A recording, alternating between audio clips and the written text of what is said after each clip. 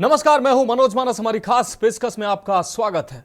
प्रधानमंत्री नरेंद्र मोदी और gaming community के चर्चित लोगों की मुलाकात हुई है, जिसका पूरा वीडियो आज रिलीज कर दिया गया है। 11 अप्रैल को इस मुलाकात का एक टीजर रिलीज किया गया था। इस वीडियो में प्रधानमंत्री नरेंद्र मोदी ने गेमिंग इंडस्ट्री के इन्फ्लुएंसर्स और ई स्पोर्ट्स एथलीट्स से इंडस्ट्री के बारे में चर्चा की है। साथ ही उन्होंने खुद भी कुछ गेम खेले। पीएम मोदी ने नमन माथुर, अनिमेष अग्रवाल, मिथिलेश पाटणकर, पायल धारे, आशु बिष्ट, तीर्थ मेहता और गणेश गंगाधर से गेमिंग इंडस्ट्री पर चर्चा की है। तो 11 अप्रैल को मुलाकात पर एक टीजर रिलीज हुआ था।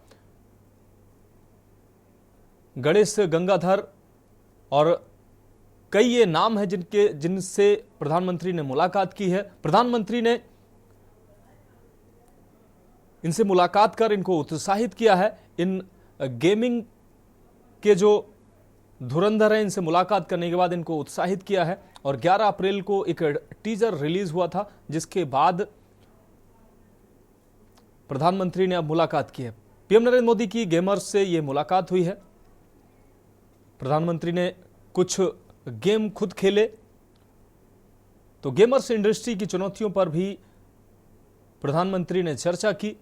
इन गेमर्स के साथ प्रधानमंत्री ने चर्चा की, उनकी चुनौतियों को समझा और कई गेम के बारे में उन्होंने डिस्कस भी की और इनके सामने आने वाली समस्याओं के बारे में भी प्रधानमंत्री ने इनसे डिस्कस की। तो आपको बता दें कि मोदी ने नमन माथुर, अनिमेष अग्रवाल, मिथिलेश पाटणकर, पायल धारे, आशु बिष्ट, तीर्थ मेहता और गणेश गंगाधर से गेमिंग इंडस्ट्री पर विशेष चर्चा की। आपको बता दें 11 अप्रैल की मुलाकात में का एक टीजर रिलीज हुआ था। तो गेमिंग इंडस्ट्री के जो ये धुरंधर युवा हैं, इनसे प्रधानमंत्री ने मुलाकात की है।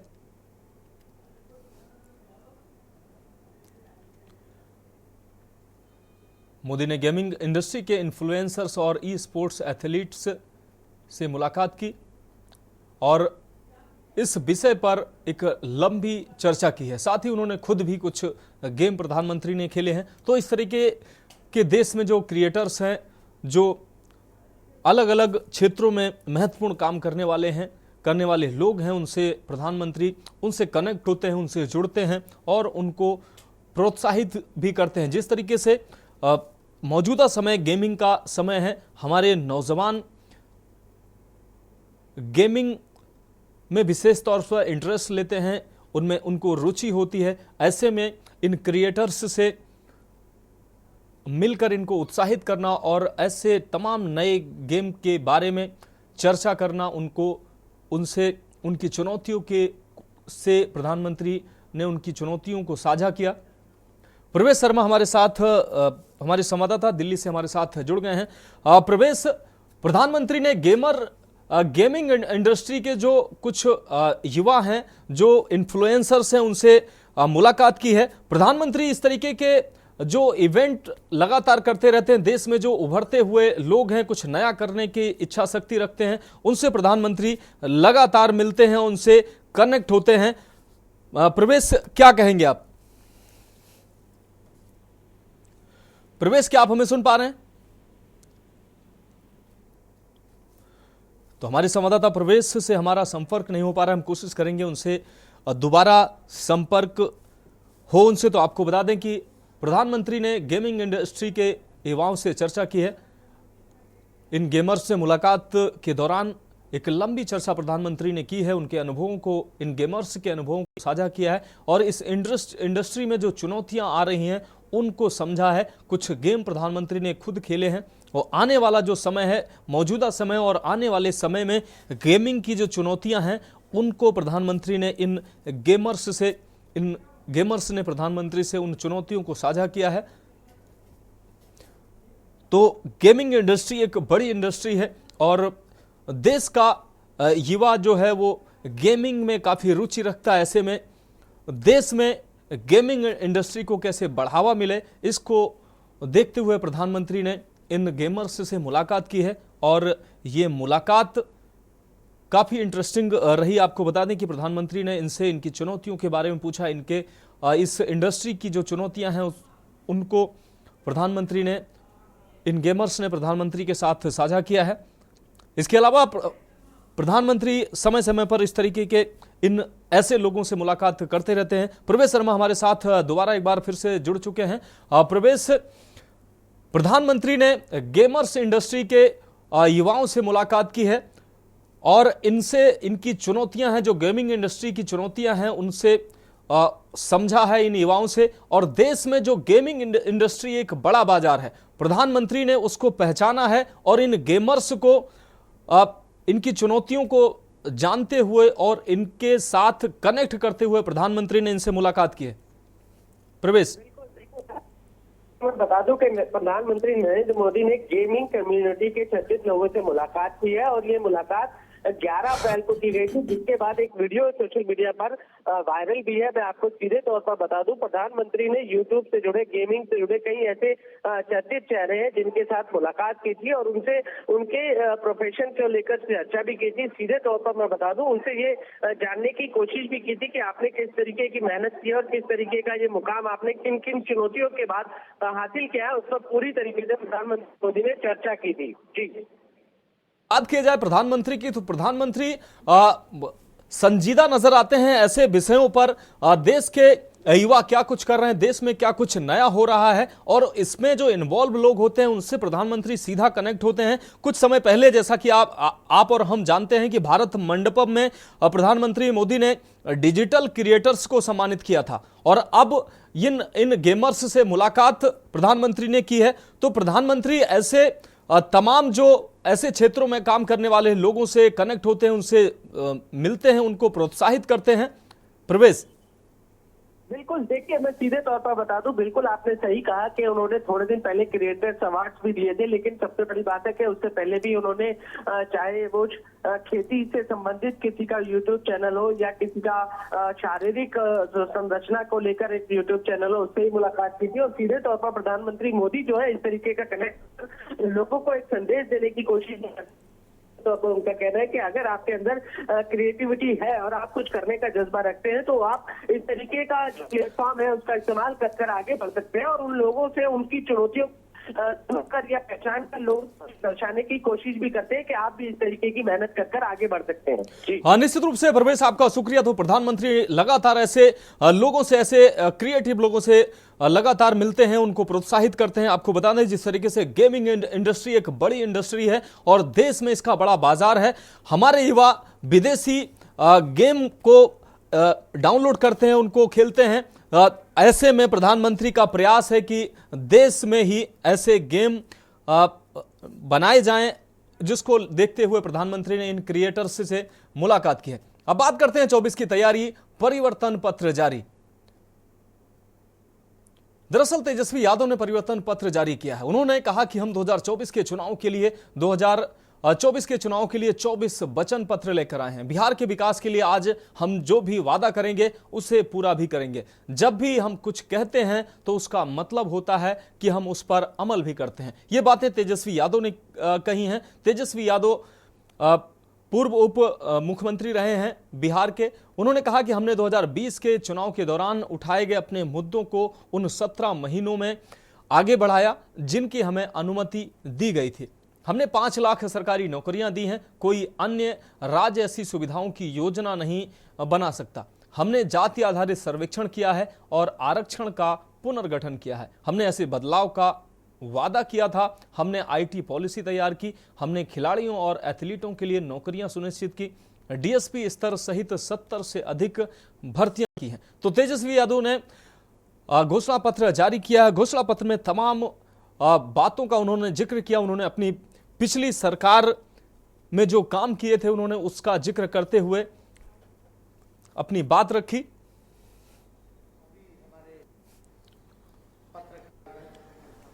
इलेक्ट्रॉनिक ट्रेंड और जितने हमारे यूट्यूबर्स, सोशल मीडिया के साथी हैं, आज जैसा मनोज झा जी ने बताया कि सुबह सुबह आज हम लोगों ने परिवर्तन पत्र हम लोगों ने रिलीज किया है। यानी 24 में 24 जन वचन हम लोग लेकर के आए हैं और जो 24 जन वचन है ये हमारा कमिटमेंट है, प्रण है। जिस चीज को, जिस जिम्मेवारी को हम लोग पूरा करें और बहुत ही महत्वपूर्ण बातें हैं इसमें, जिससे बिहार देश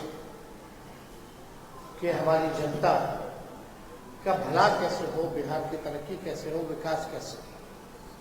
और हम लोग जब कोई बात कहते हैं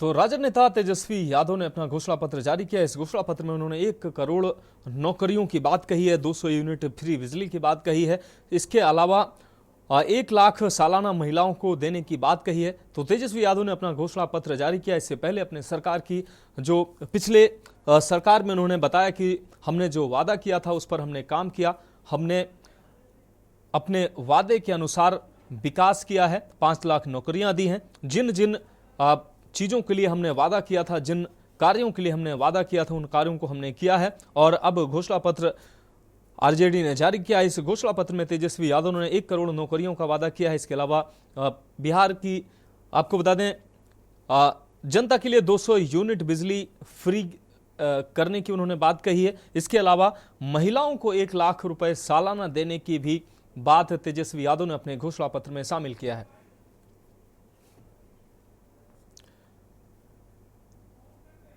तो उन्होंने अपने पिछले सरकार की उपलब्धियां भी गिनाई हैं। 70 से अधिक भर्तियां उन्होंने की हैं, इसका भी जिक्र किया। और अपनी पिछली सरकार में किए वादों को पूरा करने की उन्होंने बात कही। और उन्होंने कहा कि हम जो घोषणा करते हैं उसका पालन भी करते हैं। और अब उन्होंने अपने घोषणा पत्र में 24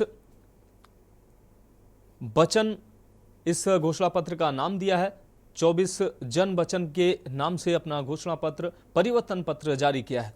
इसमें 24 वचन उन्होंने शामिल किए हैं, जिसमें 1 करोड़ नौकरियां देने का वचन है, 20 लाख आपको बता दें 1 लाख रुपए सालाना महिलाओं को देने की बात कही गई है। साथ ही 200 यूनिट फ्री बिजली देने की बात कही गई है। बिहार को विशेष राज्य का दर्जा दिलाने की बात कही गई है। इसके अलावा तमाम वादे किए गए हैं। तो परिवर्तन पत्र जारी किया है तेजस्वी यादव ने।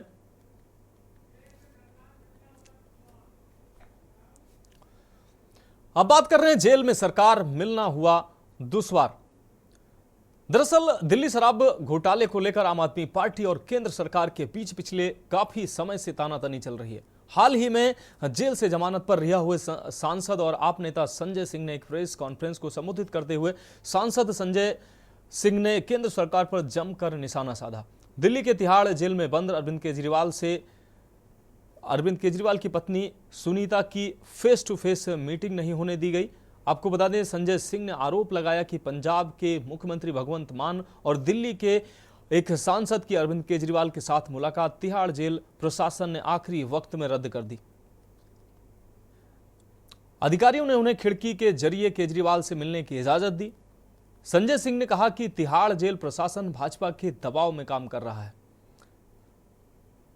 तो आम आदमी पार्टी की तरफ से लगातार इस तरीके की बात कही जा रही है। उन्होंने भाजपा सरकार पर लगातार निशाना साधा जा रहा है। केंद्र सरकार पर भी लगातार आपके नेता निशाना साधते नजर आ रहे हैं। संजय सिंह ने जेल से छूटने के बाद संजय सिंह काफी मुखर नजर आए हैं। उन्होंने प्रेस कॉन्फ्रेंस के माध्यम से भारतीय जनता पार्टी पर संजय सिंह ने जमकर निशाना साधा। उन्होंने कहा कि आपके नेताओं को केजरीवाल से मिलने नहीं दिया जाता है। कई नेताओं की आखिरी वक्त पर मुलाकात रद्द कर दी गई है। और तिहाड़ जेल प्रशासन पर भी उन्होंने सवाल उठाए। उन्होंने कहा कि जेल प्रशासन जो है वो मिलीभगत जेल प्रशासन की दिखाई देती है। प्रवीण गुप्ता हमारे साथ दिल्ली से जुड़ गए हैं।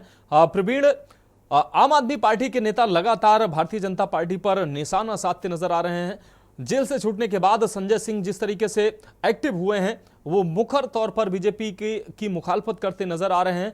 उन्होंने साफ तौर से आरोप लगाया है कि आम आदमी पार्टी के नेताओं को, मंत्रियों को केजरीवाल से मिलने नहीं दिया जा रहा है। और जेल प्रशासन पर भी उन्होंने सवालिया निशान लगाया।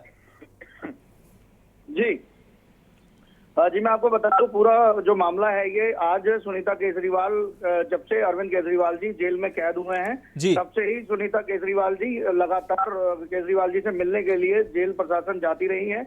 लेकिन आज अचानक जेल प्रशासन सख्त हो गया है और उन्होंने धारा 602 और 605 के तहत सुनीता केजरीवाल जी को मिलने नहीं दिया गया और उसी के चलते बहुत ज्यादा जो प्रदर्शन है वो वहां पे किया गया है। और उन्होंने अब जेल कि जिस तरीके से और कैसे मिला करते हैं उसी तरीके से अब अरविंद केजरीवाल जी को भी अपनी मिसेज सुनीता केजरीवाल से मिलना पड़ेगा। जैसे कि मैं बता रहा हूँ, जब किसी कैदी की मुलाकात होती है तो बीच में शीशा लगा होता है और इस तरफ फोन होता है और दूसरी तरफ फोन होता है। अब अरविंद केजरीवाल की मुलाकात भी इसी तरीके से होगी, ना कि किसी कमरे में या बैरिक में बैठ के उनकी मुलाकात करवाई जाएगी। जी प्रवीण, अगर बात किया जाए संजय सिंह की, तो संजय सिंह काफी मुखर नजर आते आ रहे हैं। जब से वो जेल से छूटकर आए हैं वो राजनीतिक तौर पर तो काफी एक्टिव हुए हैं। भाजपा पर उन्होंने उनकी जो सक्रियता है वो लगातार बढ़ गई है। वो लगातार हर मीटिंग, हर प्रेस कॉन्फ्रेंस में भाजपा पर कटाक्ष करते नजर आते हैं। अब उन्होंने जेल प्रशासन, जो तिहाड़ जेल प्रशासन पर भी आरोप लगाया है। उनका कहना है कि तिहाड़ जेल प्रशासन भाजपा के दबाव में काम कर रहा है। जी, मैं बता दूं आपको, जिस तरीके से अरविंद केजरीवाल जी को पहले सुनीता केजरीवाल जी को मिलने दिया जा रहा था तब तक कोई आरोप नहीं लग रहा था प्रशासन के ऊपर। लेकिन जब आज जेल प्रशासन है उन्हें मिलने और उन्हें धाराएं गिनवाई गई, बताया गया कि इस धारा के तहत आप इनसे ऐसे नहीं मिल सकते, तो ये क्या संजय सिंह का या आम आदमी पार्टी का लाजमी है कि अब जो केंद्र सरकार है वो उन पे तानाशाही करती नजर आ रही है, जेल प्रशासन तानाशाही करता नजर आ रहा है। सुनील को जिससे मुलाकात होती थी उस तरीके से मुलाकात नहीं करने की जा रही है। तो सीधा सीधा निशाना राजनीतिक तौर से संजय सिंह का कहना यह है कि ये सारा काम जितना भी हो रहा है या वो जितने भी आम आदमी पार्टी के कार्यकर्ता हैं, दिग्गज नेता हैं, जिनको ईडी और सीबीआई के चलते जेल में भरा गया है, और अब जो पहले तानाशाही ईडी ने और सीबीआई ने करके केंद्र सरकार ने करवा के उनको अंदर करवाया था, अब वही सरकार क्या कहते हैं जेल प्रशासन पे भी दबाव बना के अरविंद केजरीवाल जी से उनको उनकी पत्नी से नहीं मिलने दिया जा रहा है। जी निश्चित रूप से प्रवीण, आपका बहुत बहुत शुक्रिया। तो आपको बता दें कि आप सांसद संजय सिंह ने बीजेपी पर जमकर निशाना साधा है और उन्होंने तिहाड़ जेल प्रशासन पर भी भाजपा के दबाव में काम करने का आरोप लगाया है।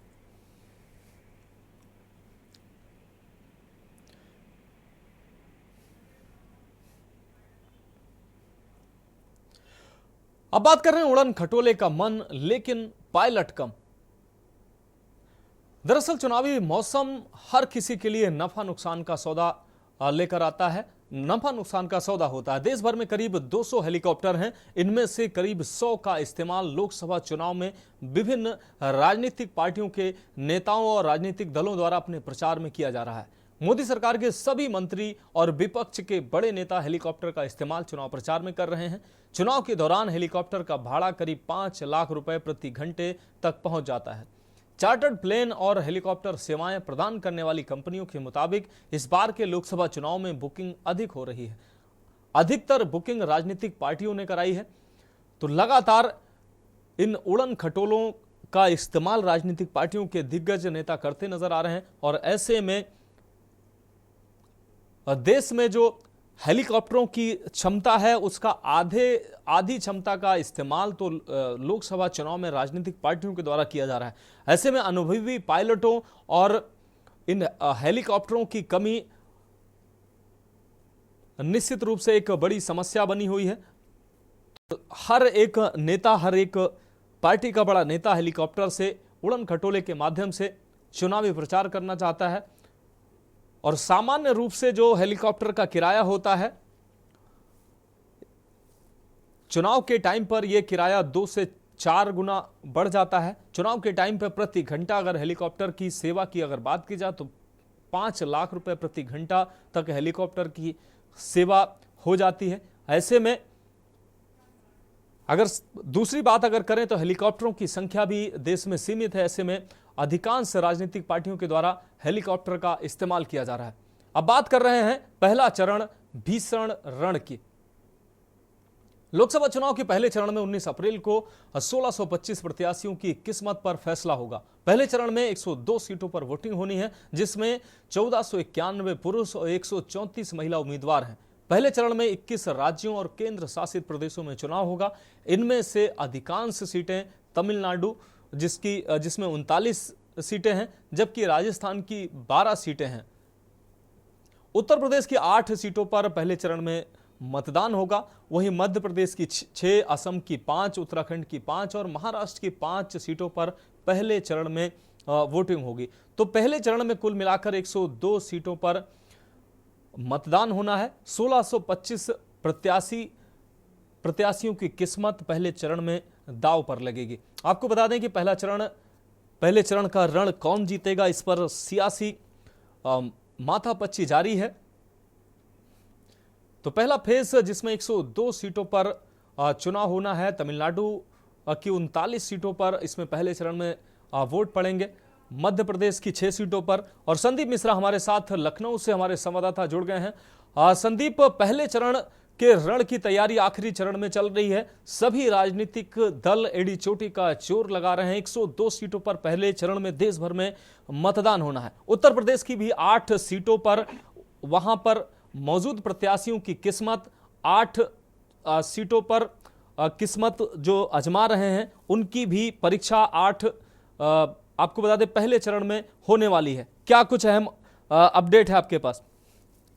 देखिए मनोज, बिल्कुल निश्चित तौर पे जिस तरीके से लगातार हम पहले चरण की अगर हम बात कर रहे हैं तो पहले चरण की जो मतदान है वो 19 तारीख को होने हैं। यानी उसको लेकर के पूरी तरीके से निर्वाचन आयोग ने भी अपनी तैयारियां लगभग पूरी कर ली हैं और पहले चरण को लेकर के लगातार जो है बूथों पर लगातार जो है मॉनिटरिंग की जा रही, जहां जहां पे बूथ बनाए गए हैं।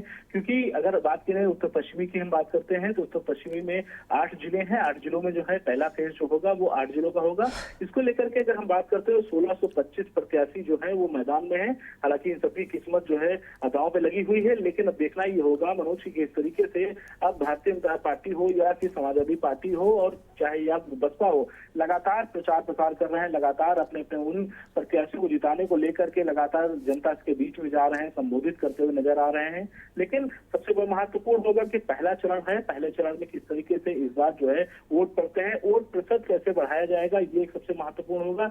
इसके साथ ही साथ में किस तरीके से निर्वाचन आयोग इस पे जो है पूरा प्लान तैयार किया है वो महत्वपूर्ण होगा। क्योंकि पहले चरण को लेकर के जो पश्चिमी उत्तर प्रदेश है, पश्चिमी उत्तर प्रदेश में लगातार जो है सभी पार्टियों ने अपना प्रचार प्रसार जो है वो तेजी से लाना शुरू कर दिया है। इस ऐसे में चाहे भारतीय जनता पार्टी का शीर्ष नेतृत्व हो वो लगातार जो है प्रचार प्रसार कर रहा है, चाहे फिर हम समाजवादी पार्टी की अगर बात कर लें तो अखिलेश यादव भी लगातार जो है दौरे कर रहे हैं, पीलीभीत का दौरा कर चुके हैं। इसके अलावा कई अन्य जनपद हैं जहां पर दौरे होने बाकी हैं। ऐसे में फिर दूसरी अगर महत्वपूर्ण अगर हम बात करें कि बसपा सुप्रीमो मायावती भी लगातार निकल रही हैं। कल की अगर घटना की बात कर लें, कल लगातार सहारनपुर मुजफ्फरपुर में उनका दौरा होगा। इसके साथ ही साथ लगातार वो लोकसभा चुनाव को लेकर के दौरे अपने शुरू कर दिए हैं। तो इसमें बड़ा दिलचस्प होगा कि 26 तारीख को 1625 जो प्रत्याशी मैदान में है उनकी किस्मत दांव पे लगी हुई है। कब खुलेगी इनकी किस्मत? निश्चित रूप से संदीप, आपका बहुत शुक्रिया। तो आपको बता दें कि 1625 प्रत्याशी पहले चरण में 102 सीटों पर होने वाले चुनाव में 1625 प्रत्याशियों की किस्मत दांव पर। अब देखने वाली बात होगी कि 102 प्रत्याशियों में कौन बाजी मारता है। 102 सीटों पर 1600 प्रत्याशियों में कौन बाजी मारता है। अब बात कर रहे हैं माया की हुंकार की। मतदान की तारीख नजदीक आने के साथ ही राजनीतिक दलों ने भी ताकत झोंकना शुरू कर दिया है। शनिवार को मंगलौर में लिवरहेडी चीनी मिल के समीप बसपा सुप्रीमो मायावती भी पार्टी प्रत्याशी के लिए वोट मांगने पहुंची। बसपा सुप्रीमो मायावती मंच पर पहुंची तो करीब 10 मिनट तक स्टेज से मायावती जिंदाबाद के नारे लगते रहे। मायावती ने कहा कि लोकसभा चुनाव में उत्तराखंड से लड़ने वाले बसपा प्रत्याशियों के समर्थन के लिए आई हूं।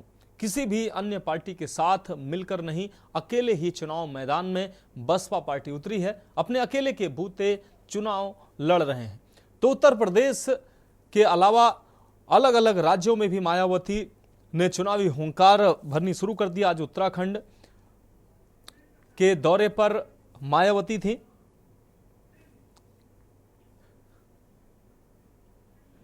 और प्रिंस शर्मा हमारे साथ, हमारे संवाददाता जुड़ गए हैं। प्रिंस, अगर बात की जाए मायावती की तो मायावती अब राजनीतिक तौर पर काफी एक्टिव नजर आ रही हैं। अभी तक मायावती उतनी एक्टिव नजर नहीं आ रही थी। उत्तर प्रदेश की 40 सीटों पर मायावती का चुनावी प्रचार जोर शोर से चल रहा है। उसके अलावा उत्तराखंड में भी मायावती जोर आजमाइश कर रही हैं और अपने प्रत्याशी के लिए वोट उसके समर्थन के लिए उत्तराखंड पहुंची हैं। क्या कुछ अहम अपडेट है?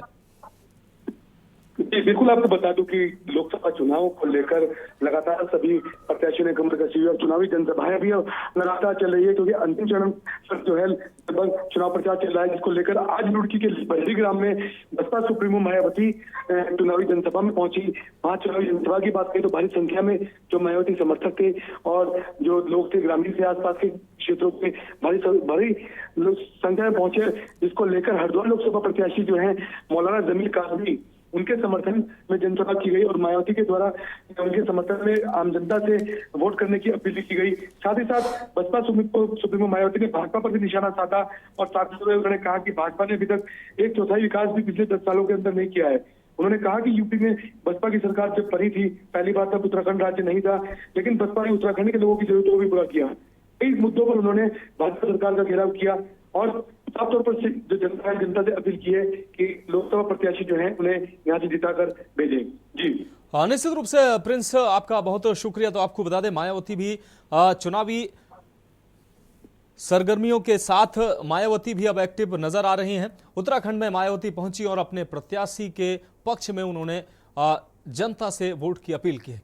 हमारी खास पेशकश में अभी के लिए मेरे साथ इतना ही। मुझे दीजिए इजाजत और आप देखते रहिए कि न्यूज़ इंडिया।